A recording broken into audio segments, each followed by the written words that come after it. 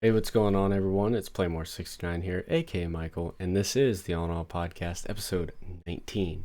And in this episode today, it's really going to be a little bit of a more lazy episode, just a react video to Jubilee. I did have a topic planned that I have been wanting to talk about for a couple of weeks now, but sadly, the full story really isn't out on it yet, so I really haven't wanted to just talk about the little bit of portions that have been going on. I kind of want to do a full timeline of it once the actual topic released. It does have something to do with Healthy Gamer GG, but anyways, let's just get into the video. We're going to be reacting today to Do All Feminists Think the Same by Jubilee. This is Spectrum, so basically most people are familiar with this. They stand on a line in the middle, and whether they agree or disagree with something, they are either going to go left or right, depending on if they agree or disagree on it. So let's just get right into the video. And as always, the original video will be linked down below. And thank you so much for Jubilee for letting creators react to their videos. So let's get into it. Hey. And also, and now. Right, so for you, it is the ability to create life, and that's basically what makes you a woman. Femininity and womanhood is so much more than just, getting dressed up and putting on makeup and just the way I feel. It's who I am on a biological level.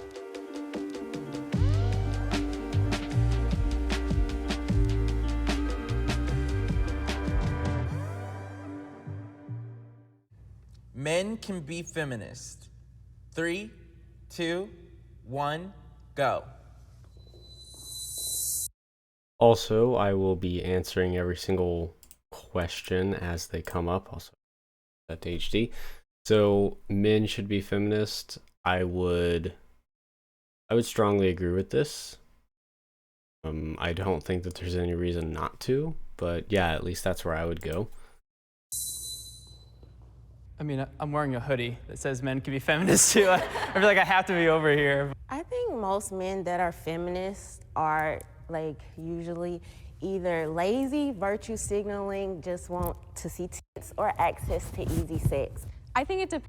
I mean, I think that's the sort of stereotype with that. I guess I could kind of agree with that.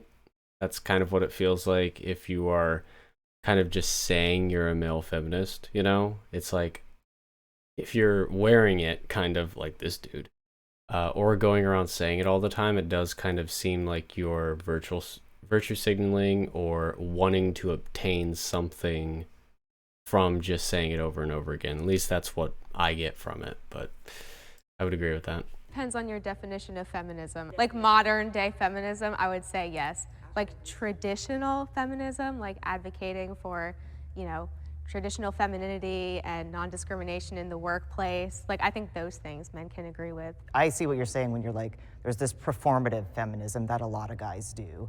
So if a male feminist is like, oh, I only support women and it's just only about that, but he's not even talking about how feminism needs to support men or trans people or whatever, then there is a performativeness to it.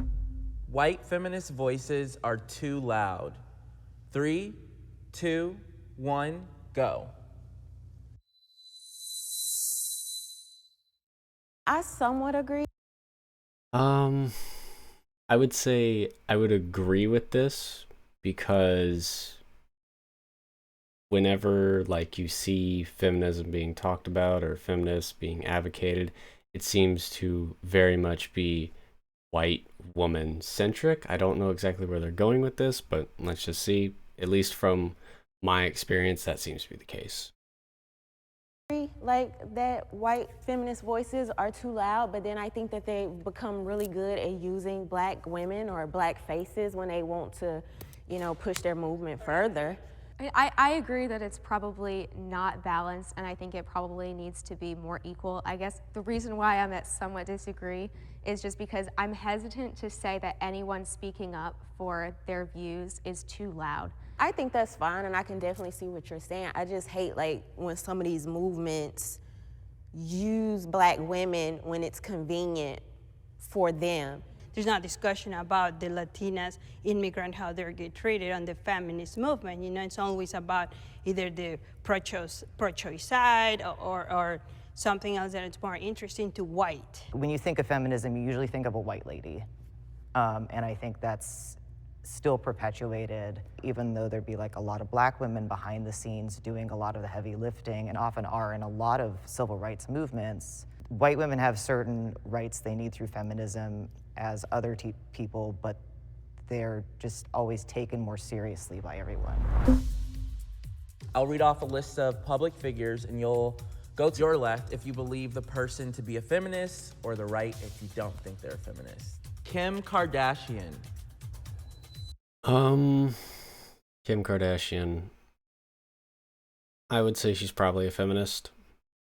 Does she act like a stereotypical one? Probably not. But I would somewhat agree that she's a feminist. I can't really think, like, aside from her being like a strong, prominent woman, you know, basically like a girl boss, I can't really think of much more. I wouldn't say that she isn't a feminist. I don't think that's her number one thing. She went from doing her show and the whole like sex scandal thing to like, you know, now she's working in law and civil rights, and she's done the whole family thing. Ultimately, I think that Kim Kardashian is a woman that has like done what she's wanted to do. Amy Coney Barrett. I would probably disagree with this. I don't really know what she doesn't really show to me like the feminist nowadays. See, I'm going off like the feminist ideology today. She doesn't seem to check those boxes for me. So I would go probably slightly disagree, maybe even stay in the center. But I don't know. Aside from her being a strong, prominent woman in, being basically a girl boss, like I don't necessarily think a woman in a high, position, wherever that might be, in like being a celebrity or anything, like a politician, whatever, I don't think that necessarily means, oh, they're a feminist just because they're in a high position. I don't see that correlation. Amy Coney Barrett, in my opinion, is like the epitome of a feminist. She's literally like a Supreme Court justice in like the highest court of the land. And she totally disproves the narrative that women have to choose between having a career and a family. I don't really agree with her a lot on her political stances, but I think more so as just being a role model for women to be on a level of the Supreme Court where it's primarily dominated by men. J.K. Rowling. J.K. Rowling, very controversial figure nowadays. I mean, for one thing, she's a very prominent, the most prominent woman author probably ever. I don't know, her take on trans individuals is what I would consider her not a feminist, because it's not like you can just say like, oh, I only want women's, equality for just people that were born women, but, trans women, not the case. But I don't know if that would mean that she's a feminist, so I would probably disagree with this. 3 years ago, I would have said yes, and there's still a lot of reasons I would. She was a single mom, she wrote all the books, she became a billionaire. The reason I would say kind of no now is her just kind of weird anti-trans zealotry she's gotten involved in that kind of undercuts a lot of her other feminist stuff. I mean, I disagree that just for the fact that she expresses her own opinions, that now people like literally crucified her and really want to like put her under and undermine everything she has done, It's just she has such a big platform that when you're talking like this very extreme stuff about a marginalized group, that's really the issue. Why should women like with a platform be forced to align with the mainstream narrative of what it means to be a woman and a feminist?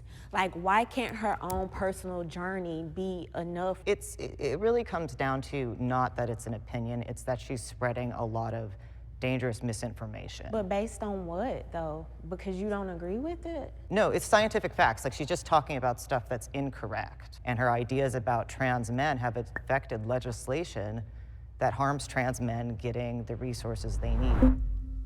Trans women are women.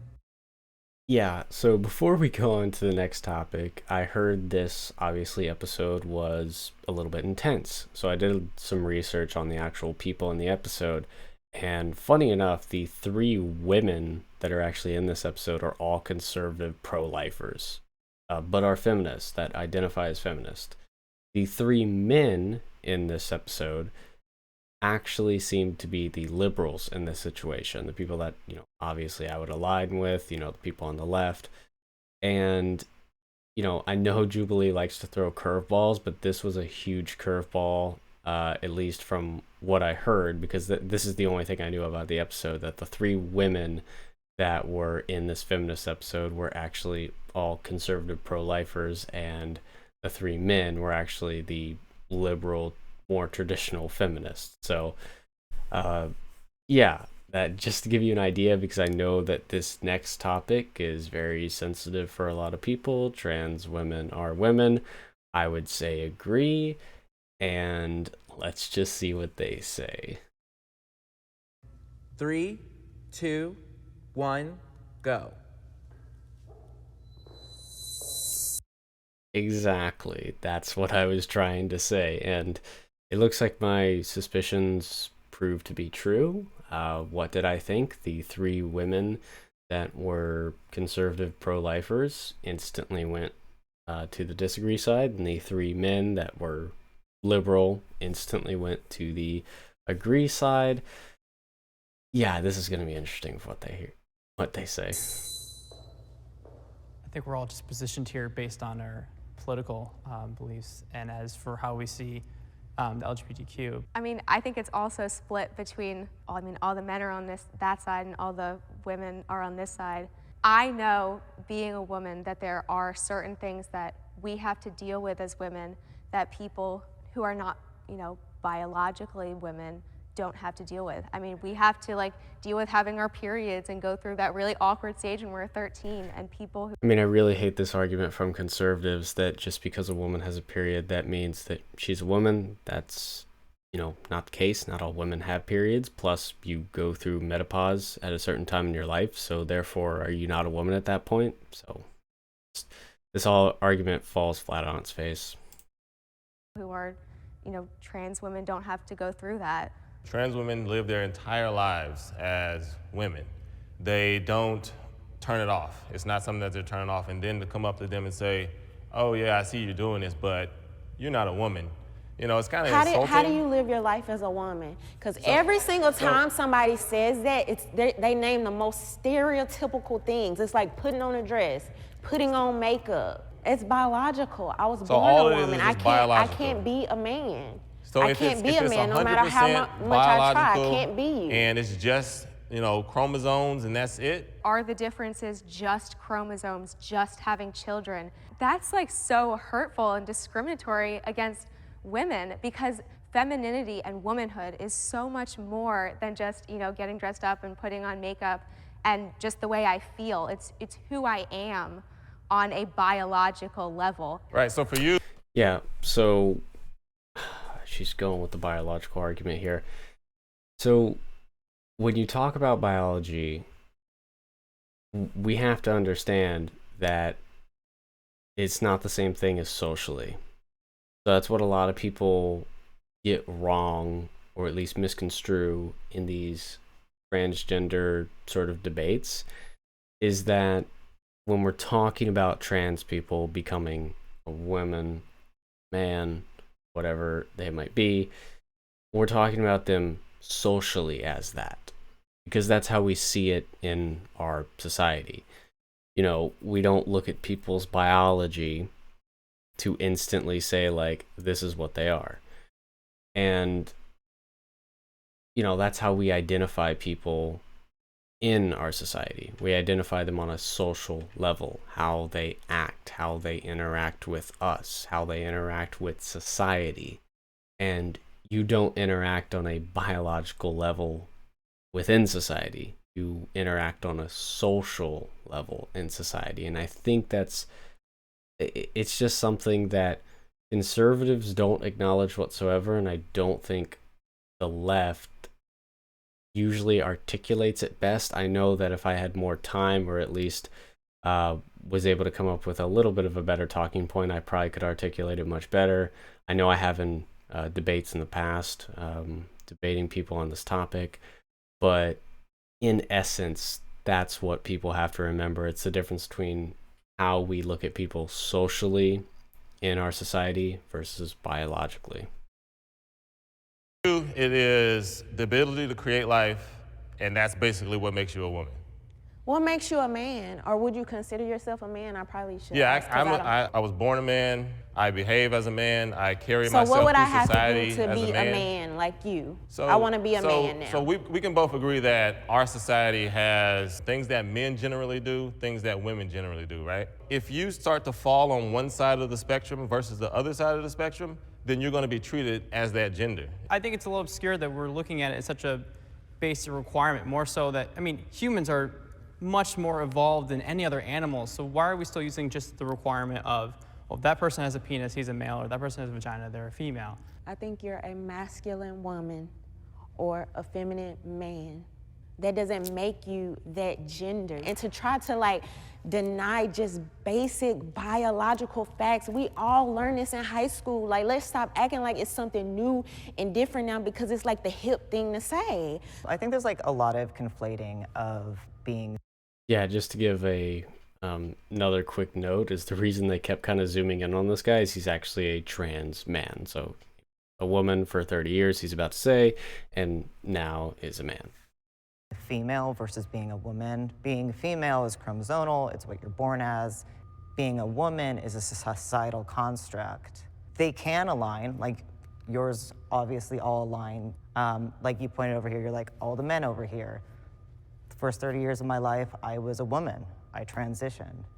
It's a disconnect with what you're born as and what you feel you should be. So gender dysphoria? Yes. Okay, I can believe that. I 100% could believe that, yeah.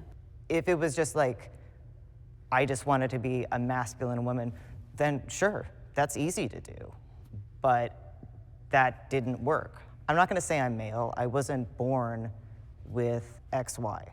That'll never change, and no trans person will ever tell you they're biologically born that way, because if anyone knows anything about biology, it's trans people. That's why they have to get hormones and do all this other stuff.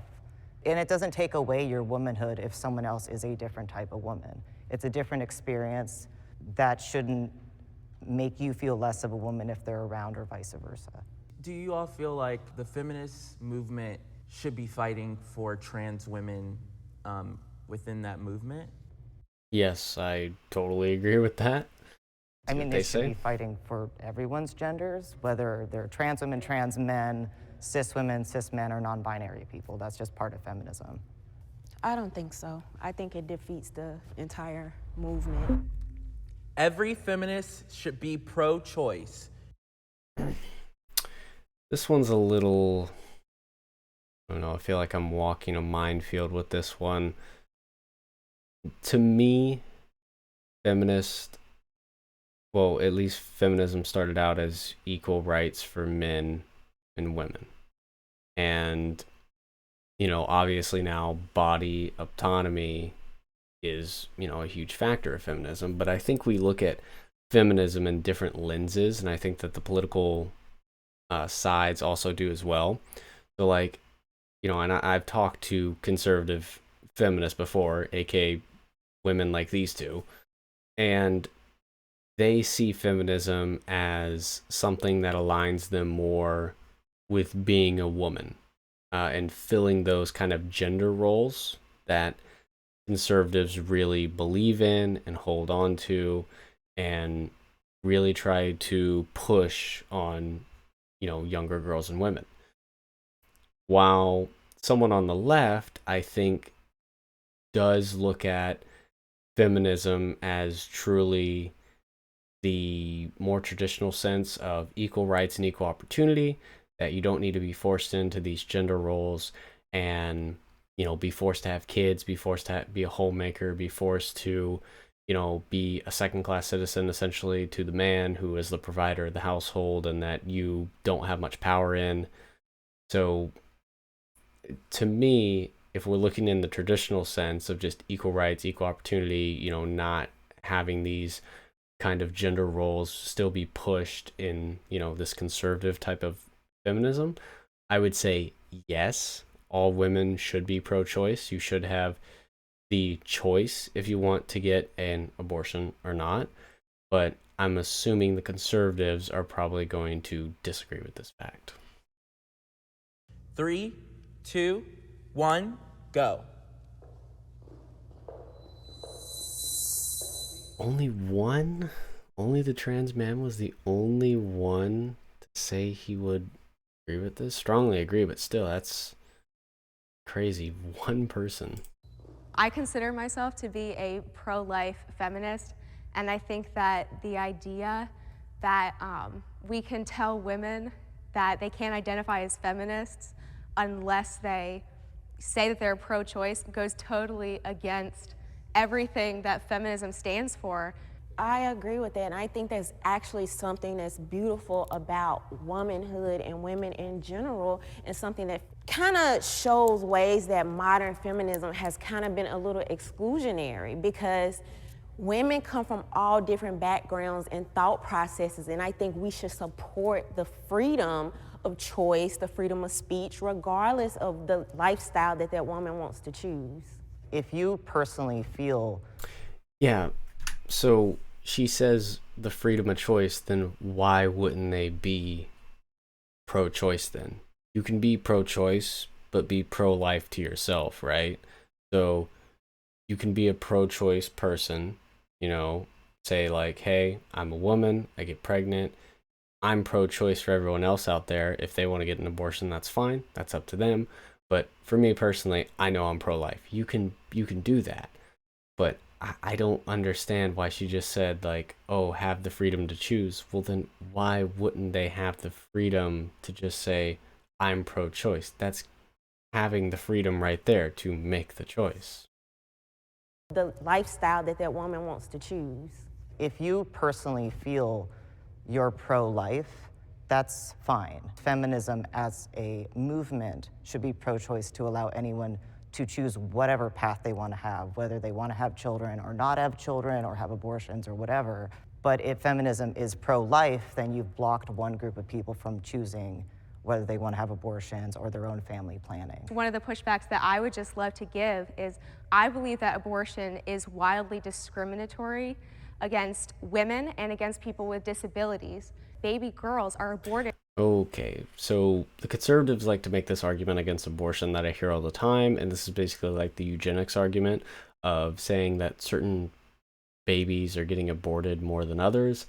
I really don't think that eugenics is happening in the abortion system in the United States.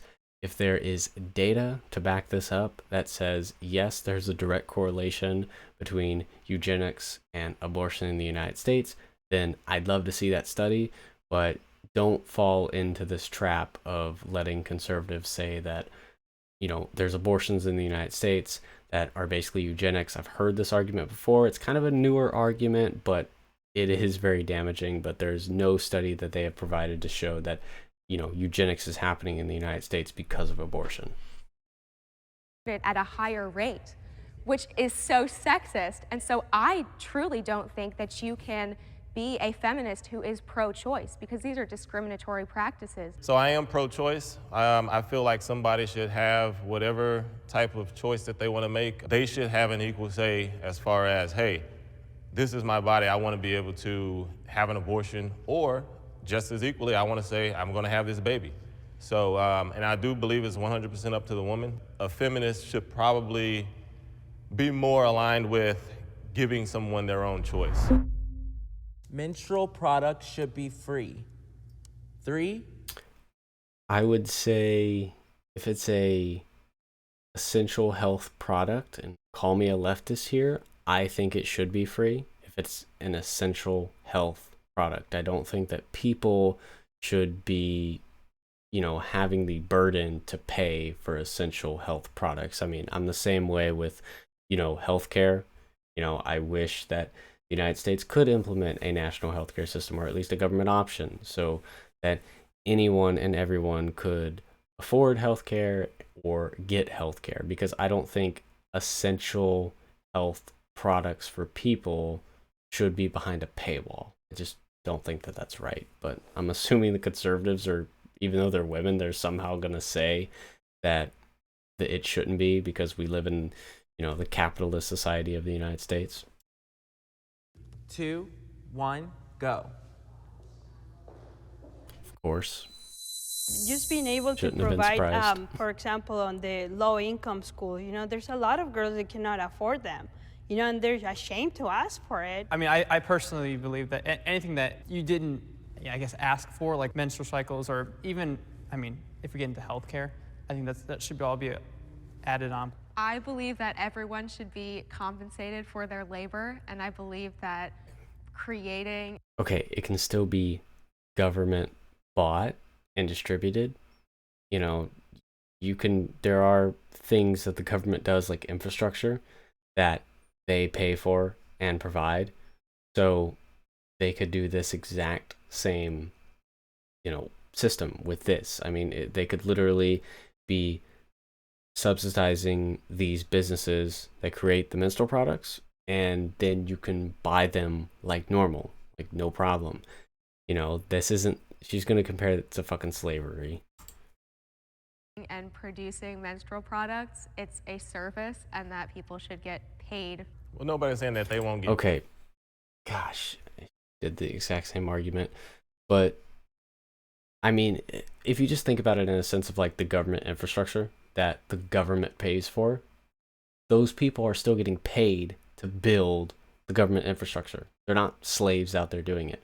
So she's using that argument for the products here, but the government can subsidize those people and be creating a system around that where distributing menstrual products could be free.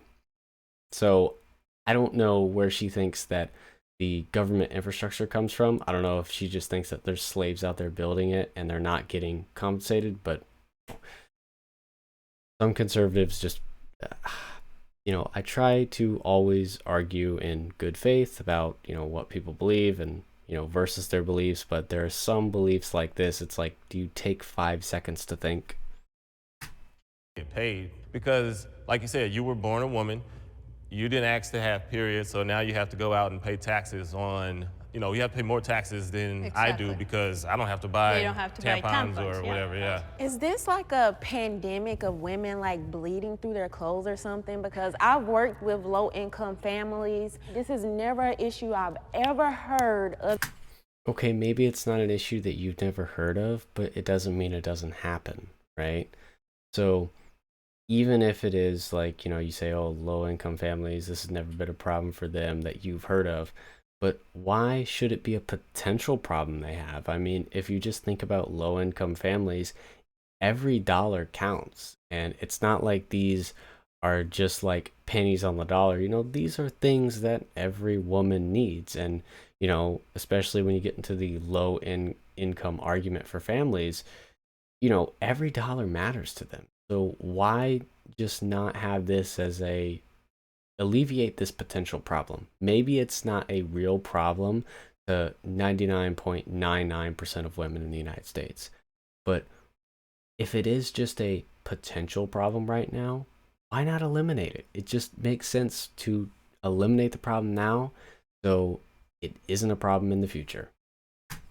Other than on social media. Now, are there instances or may there be segments in people's lives where they need like things, or they need help, or they need the community to get behind them? Absolutely. But I don't think it's this huge crisis that everybody is making it out to be. I just have not seen it. Every woman should be a feminist. I mean, I know they're going to make the argument of like, oh, you can't force an ideology on a woman because that inherently is anti-feminist itself. But at least looking at feminism as a whole, the traditional kind of view of feminism, women being equal to men, equal opportunity and equal rights. I would think that any rational woman out there would believe that. Should they believe that? They don't have to, but I would agree that any rational woman out there would agree with wanting equal rights and equal opportunity to men. 3, 2, 1, go. Once again, I feel like that kind of goes against everything that feminism stands for by saying that a woman has to think a certain way. Every woman should be a feminist instead of every woman has to be a feminist. That's kind of why I went to the strongly agree. Yes, you should be a feminist if you're a woman because you should want equal rights.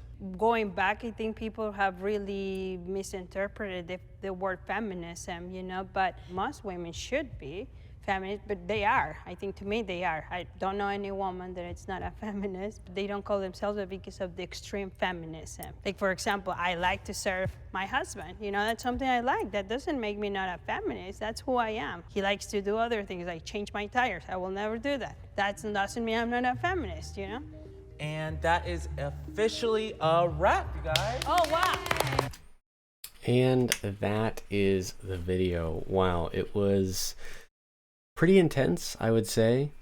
I mean, especially Jubilee throwing the curveball of three of the women basically all being pro-life conservatives and the 3 men basically being the liberals of the situation. So it was an interesting curveball. Also, Jubilee just recently hit 7 million subscribers, so definitely big shout out to them. And obviously the original video will be linked down below. I'm sorry it was such a lazy sort of podcast episode this week, but I definitely want to cover the Healthy Gamer GG story very soon. It's a sort of a drama slash very long story that's been developing over, I think the past couple of months now, and I've wanted to cover it, but not everything is out on it yet. So I've been kind of waiting, and also look out for future episodes with guests on. I've been trying to get guests on the podcast. I just haven't been successful with that yet, but I'm still trying. But anyways, I hope everyone enjoyed the episode. Not going to ramble on for too much longer. And thank you so much for listening, and see ya.